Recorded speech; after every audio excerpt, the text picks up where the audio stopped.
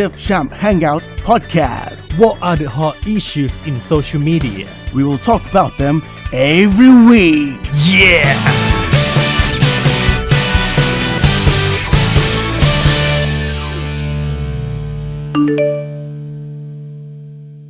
Welcome to Tif-Champ Hangout podcast on Thai PBS World. Our program will pick one of the hot issues on social media and we will discuss this every week. I'm Tif. And I'm Cham. What is the topic we're going to talk about today? The topic that we're going to talk about today is a very, very hot issues on the social media. It's come up every 2 of 10 content of my Facebook news feeds. Definitely politics. Sure, of course, politics. So this episode gonna be boring and serious, No way. The topic today, we can even talk about it to the kindergarten school students. Really? Yeah, with the topic of the acting prime minister. Oh, okay, interesting. So, but I think if we are going to talk about this topic together, just you and me, maybe it's just too boring and it's not. For sure. Yeah, so today we have a guest, and our guest today is Dr. ภูมิใจนาคสกุล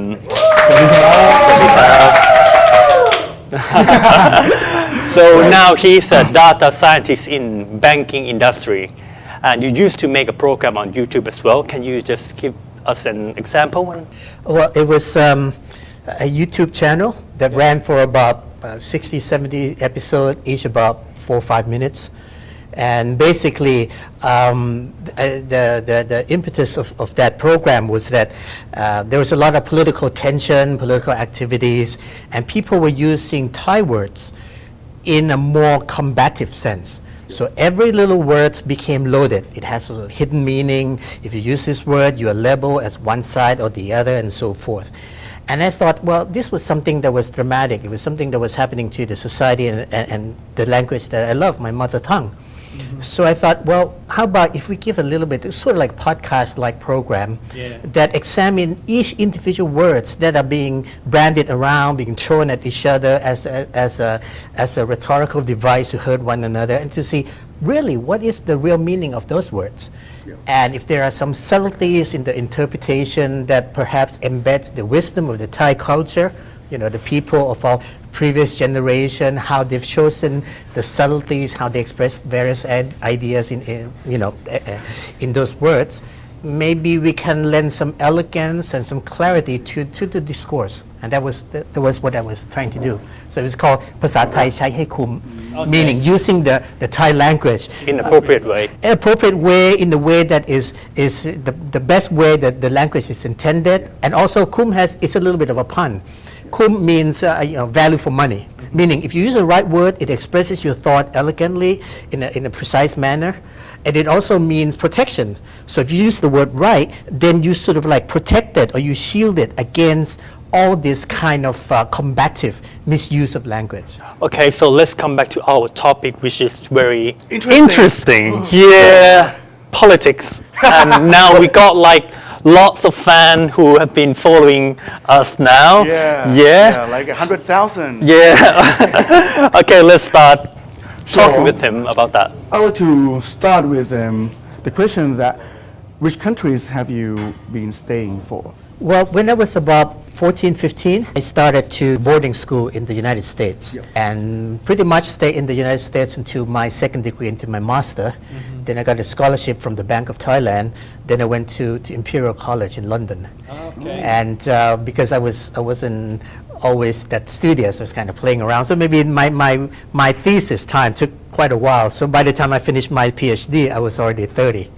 So basically from 15 to 30, I guess. At that time, half my life was spent abroad. It means that you have passed many elections in US and in London. Oh yes. I mean, I wasn't eligible, but yeah, I did observe.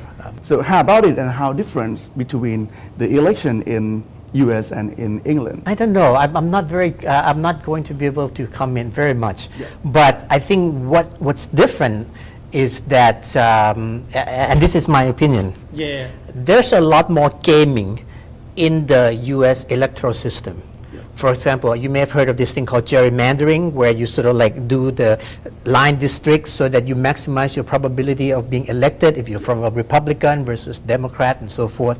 So there's a lot of gaming. Whereas I think English politics is a little bit more folksy, more sort of like local. It has a sense of a local politics more. I think in a way, maybe it's the size of the country. I'm not really quite sure the difference, but yeah, certainly there's some different in flavors. I think it's good that you guys of the younger generation, if I may, very keen on taking part in the political debate. Having said that, if I may be frank, a lot of the political debates are engaged simply for the fun of being combative. When I was young, we would engage, furious debate about who's a better soccer player, who's a better tennis player, and all that. And that was that. That was so we didn't have social media, but the enraged fight was between which Ultraman is better or which Kamen Rider number V3 or V5 is better, and we enjoy that. It was a personification of some kind of a proxy conflict. My guy is better than your guy, and that was in good fun. But I think you get that kind of just as much enjoyment out of doing that, except instead of a soccer player being your proxy man fight, you're using politics. And I think that some element of that, I think, is a waste of energy. Why do I say that? Because if the young people are as engaged as their Twitter volumes in politics as they are, then they have the chance to really shape the future. You have to realize that politics is a short game, meaning that people win on a short term. You win this election, you get this position and this and that, and you bargain for position and you bargain for power. But the consequence is long, because the policy that you initiate, even if it's not followed through, it has real consequences. You guys know, because the accumulation of all the prime minister and presidents and chancellors of the world have led us to today, and the environmental consequences that you guys are going to live with is going to be long past the time when we are dead. So the more you get the younger people to be involved, I think it's the right thing, because you're determining your future. And if you think about it by extension, when you get into politics,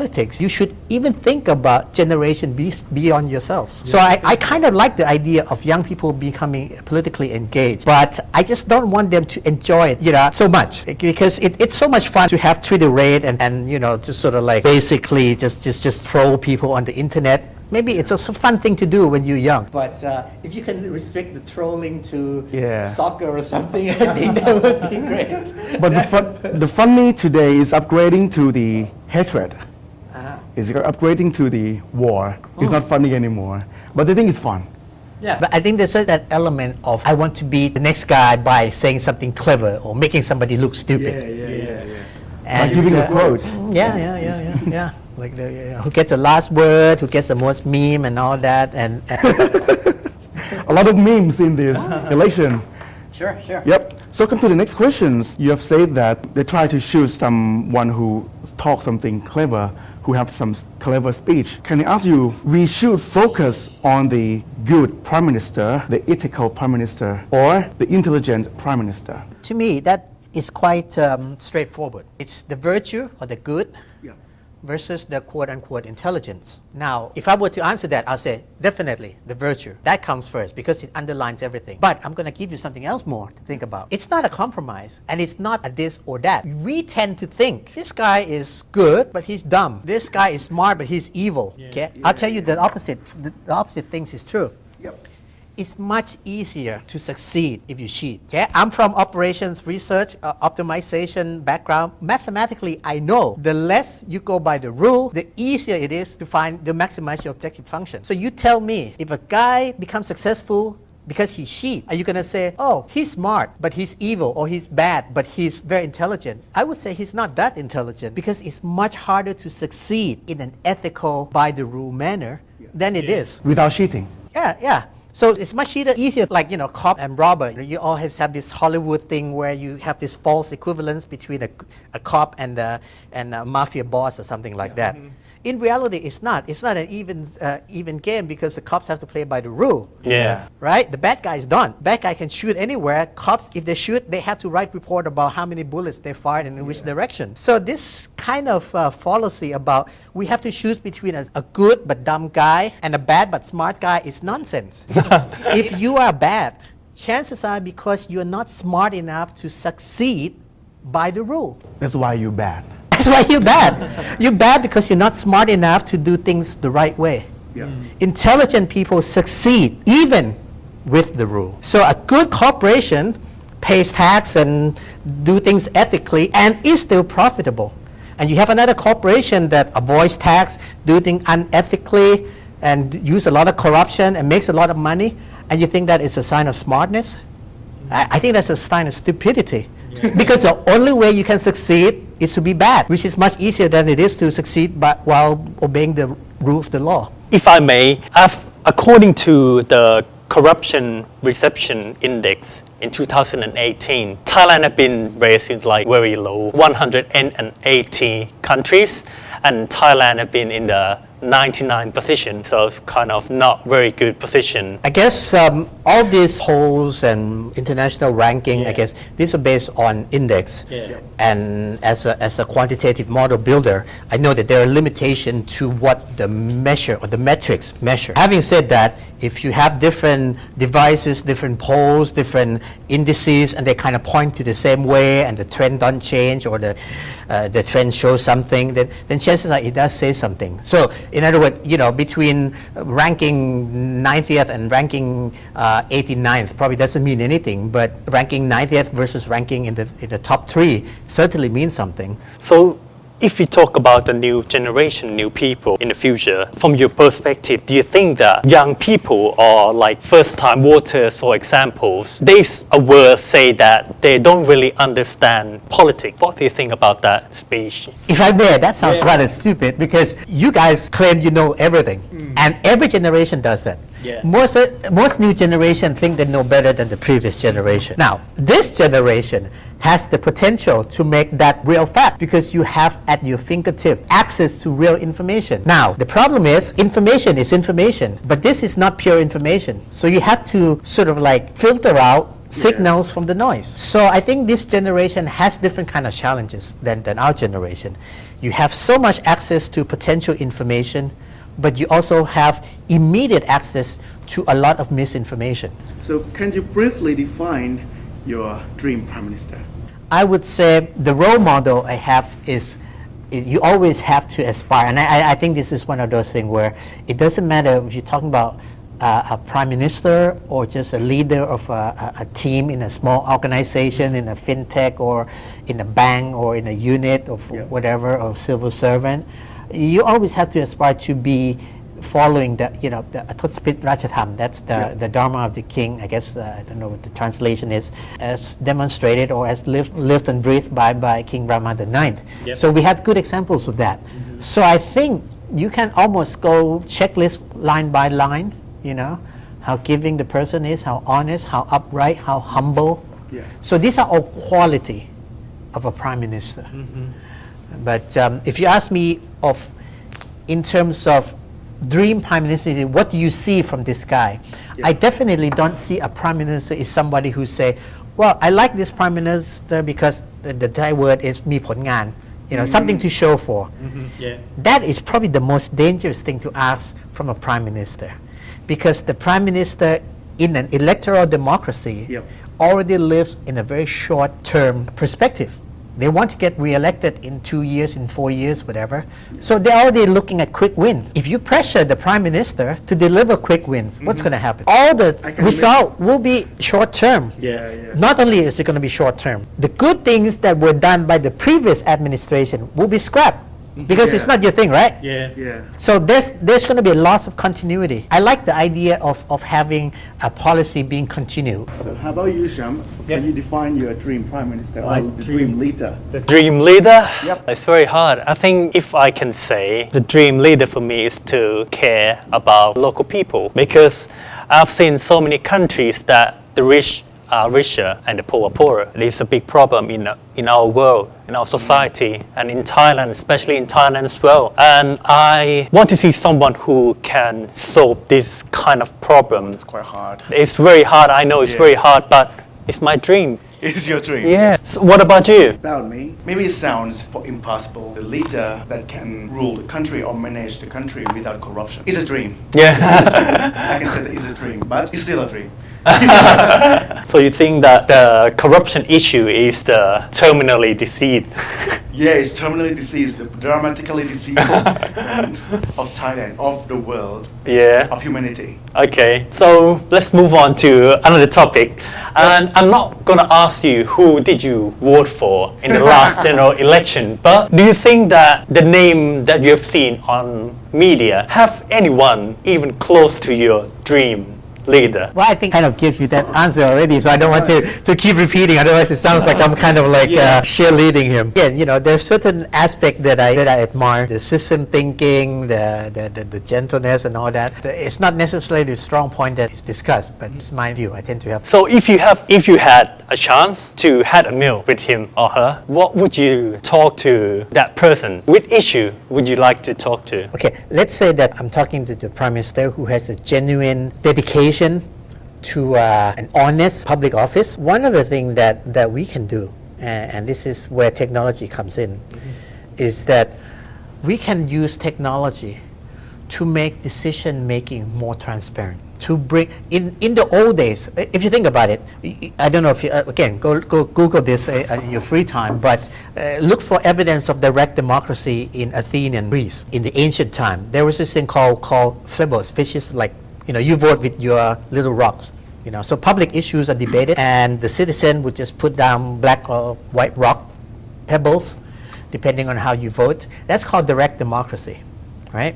Now, direct democracy, for the longest time, is not scalable. So you need representative democracy, right? Because you can't vote every issue yourself. But if you think about it, with this new technology like blockchain, okay, this digital currency, all this kind of platforming, a lot of issues that used to be restricted to decision making by elected representative can once again be made direct. So, for example, what if you live in a good neighborhood, the roads are well paved, and you're happy with that, and for the inconvenience of having the road work for another 6 months to have just slightly better road, you would rather vote in and say, just leave it. Where can you say that? You can't, because now it's through elected system, right? Yeah. Some guys in municipal office makes that decision.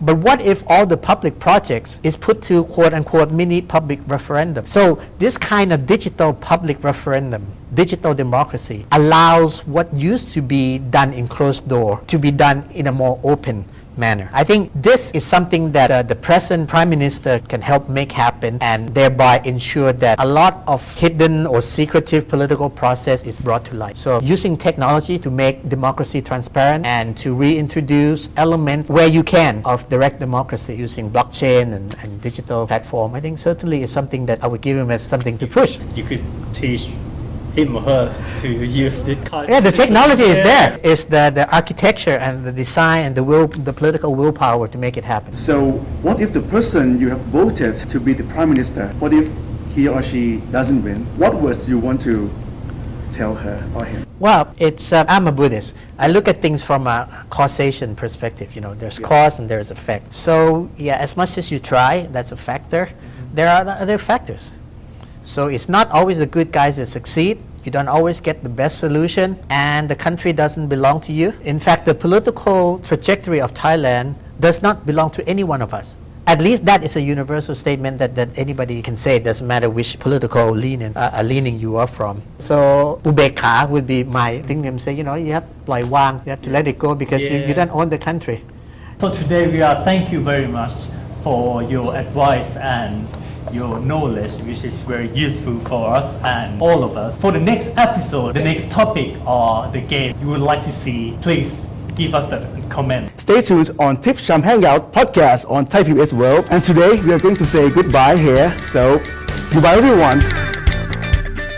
Tif-Champ Hangout podcast. What are the hot issues in social media? We will talk about them every week. Yeah!